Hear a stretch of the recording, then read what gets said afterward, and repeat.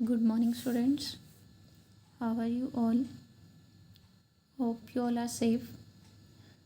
As you know, in the previous video, we have discussed chapter 3 bones and muscles, and our topic was joints. So, today's our topic is ligament, tendon, and cartilage. Okay, let's start. Look at page number 36. What is ligament?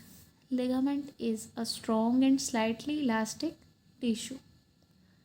Tissue means tissue is made up of many cells.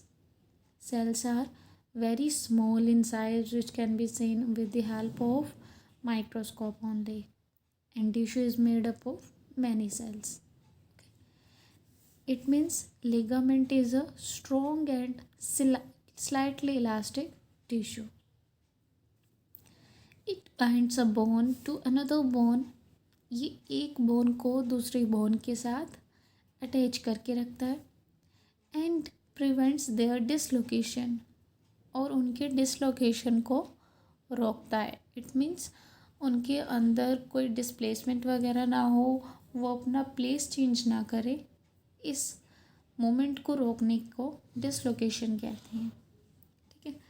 Joints are held together by ligaments. Joints किससे बनते हैं? Ligament से ही बनते हैं. Held together it means उनको जोड़े रखने के लिए, जॉइंट्स को आपस में जोड़े रखने के लिए, अच्छे से होल्ड करने के लिए लिगामेंट्स हेल्प करते हैं. Next is tendon. Tendon is a stretchy tissue. Tendon को जितना मर्जी स्ट्रेच कर सकती हैं. इट मीन्स ये ऑटोमेटिकली स्ट्रेच होने लगते हैं जब हम मसल्स का यूज़ करते हैं किसी भी वर्क करने में. That attaches muscles to bones. जो हमारी मसल्स को बोन के साथ अटैच करते हैं. कॉमन सी बात है, अगर हम अपनी बोन्स और मसल्स की हेल्प से कोई भी वर्क करेंगे तो हमारे बॉडी के अंदर बहुत सारे स्ट्रेचेस होते हैं, खिंचावट पड़ती है. तो वो स्ट्रेचेस किससे होती हैं? टेंडन से. It helps in the movement of muscle and bones together. ये हमारे मसल्स और बोन्स का एक साथ मूवमेंट करवाने में हेल्प करते हैं, क्योंकि बोन्स मसल्स के साथ किसकी हेल्प से जुड़ी हैं? टेंडन की हेल्प से. और लिगामेंट बोन को बोन से जोड़ता है और बोन्स को मसल से कौन जोड़ता है? Tendon. And what is cartilage? Cartilage is a tough tissue but it is soft and much more flexible than the bone. देखो, ये कार्टिलेज है तो टिश्यू, बट ये बोन से ज़्यादा फ्लेक्सिबल है. देखो, बोन को बेंड होने में तो टाइम लगता है और फोर्स भी लगता है, बट कार्टिलेज इतना ज़्यादा सॉफ्ट होता है कि हम उसको इजीली बेंड कर सकते हैं. Like in our ear there is a cartilage. ठीक है. जो बोन्स है हमारे ईयर के अंदर और नोज़ के अंदर, वो कार्टिलेज हैं. ठीक है. तो बहुत ही सॉफ्ट बोन है और जो इजीली बेंड भी हो सकती हैं. तो हम अपने ईयर को कैसे मर्जी भी बेंड कर सकती हैं, अपने नोज़ को भी किसी भी डायरेक्शन में मूव कर सकते हैं. It is found between the bones in joints. ये जॉइंट्स के इट मीन्स बोन्स के अंदर जो जॉइंट्स होती हैं वहाँ पर पाया जाता है. Between the vertebrae ends of the ribs, ears and nose. देखो, बिटवीन द वर्टेब्रे. वर्टेब्रे क्या होता है? हमारी जो बैकबोन है उसके अंदर जो 33 स्मॉल बोन्स हैं ना बैकबोन के अंदर, जिससे मिलकर एक बैकबोन बनती है, वो 33 स्मॉल बोन्स के बीच का जो डिफरेंस होता है वहाँ पर कार्टिलेज प्रेजेंट होता है. एंड ऑफ द रिब्स, जहाँ पर रिब्स ख़त्म होती हैं. ईयर्स, हमारे ईयर्स में, हमारी नोज़ में कार्टिलेज प्रेजेंट है. Cartilage reduces friction and act as a shock observer. ये फ्रिक्शन को कम करता है और एक शॉक ऑब्जर्वर का काम करता है. This is the picture of tendon. ठीक है. It means these are muscles and these are tendons which attaches muscles to the bones.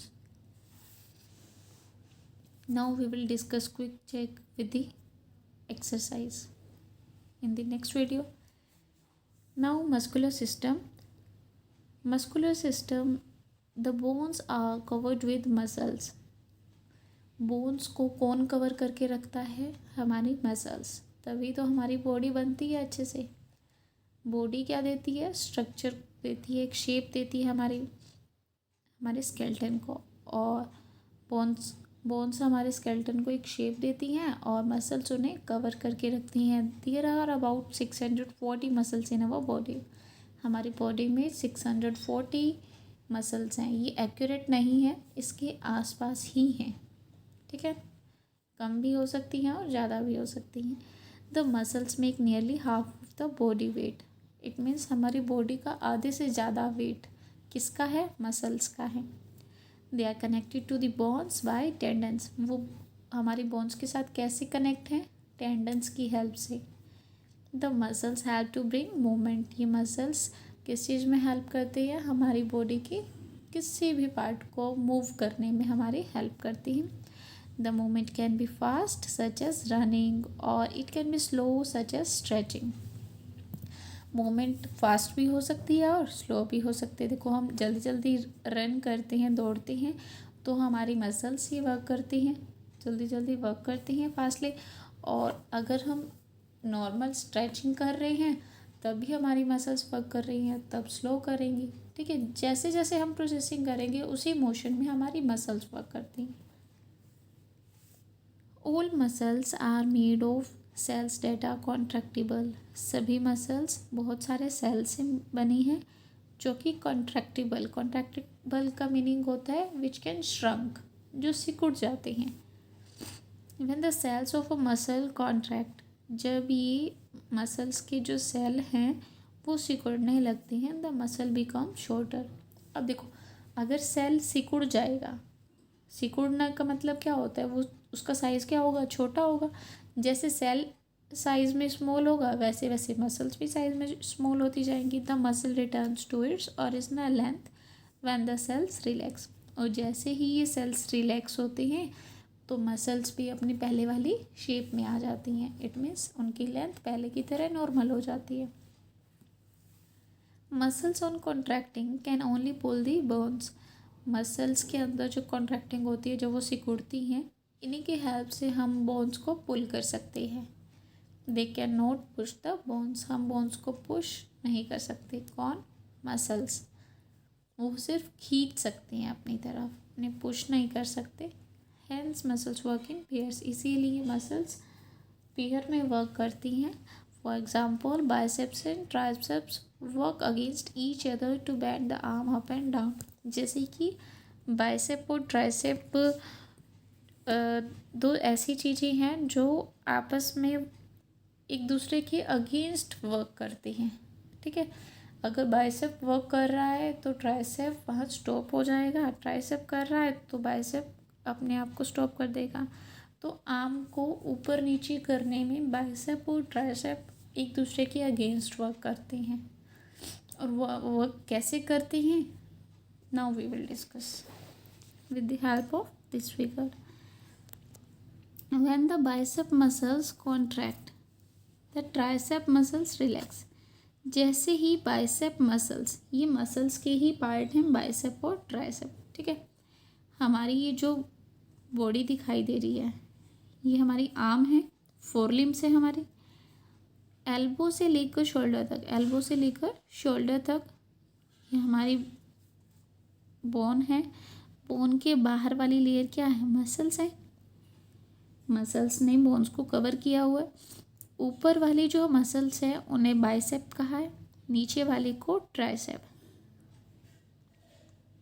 जैसे ही हम बैंड करेंगे, अपनी आर्म को बैंड करेंगे, जैसे ही हम अपनी आर्म को बैंड करते हैं, ऊपर की तरफ बैंड करते हैं, तो ये मसल्स क्या होती है, कॉन्ट्रैक्ट। कॉन्ट्रैक्ट का मीनिंग क्या होता है, सिकुड़ना।